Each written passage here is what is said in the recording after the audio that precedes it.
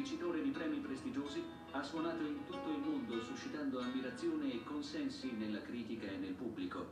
È considerato da molti il successore di Segovia per la perfezione tecnica e la sensibilità espressiva e, come è stato scritto, è uno dei rari talenti che compaiono di tanto in tanto per servire e far conoscere l'universo musicale.